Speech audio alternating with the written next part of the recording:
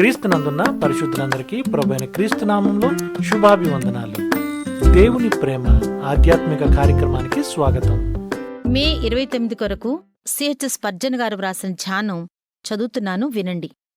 యేసు నా వెంబడి రండి, నేను మిమ్మును మనుష్యులను పట్టు జాలరులుగా చేసేదనని వారితో చెప్పెను.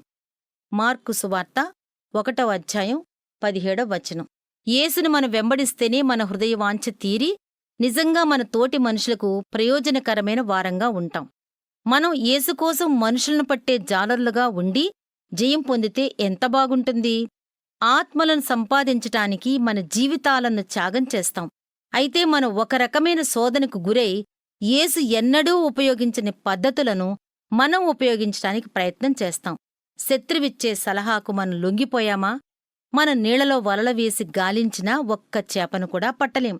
మనం ఈ పనిలో విజయం సాధించాలంటే మనం ఖచ్చితంగా యేసుని వెంబడిస్తూ ఆయన చేసినట్లే మనం చెయ్యాలి.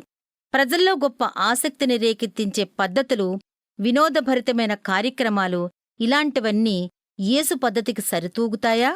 అసలు ఈ రోజుల్లో మనం ఉపయోగిస్తున్న ఇలాంటి సువార్త పద్ధతులను ప్రభువు ఉపయోగించి ప్రజలను తన దగ్గరకు ఆకర్షించుకుంటాడని మనం ఊహించగలమా?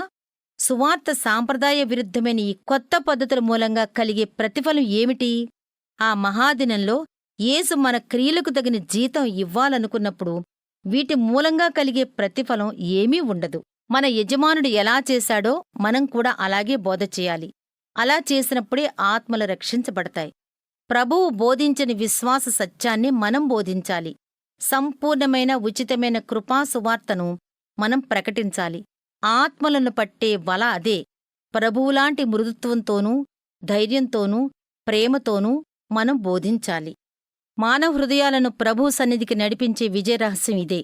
మనం తప్పనిసరిగా దైవాత్మ అభిషేకం క్రిందనే పనిచేయాలి. పరిశుద్ధాత్మ మీదనే ఆధారపడాలి. ఆ విధంగా ఉంటేనే మనం మనుషులను పట్టే జాలరులంగా ఉండగలం.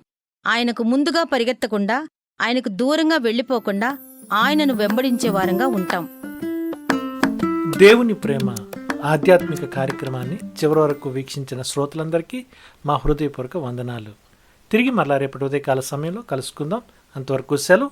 May God bless you. దేవుడు మిమ్మల్ని అందరినీ దీవించును గాక. ఆమెన్.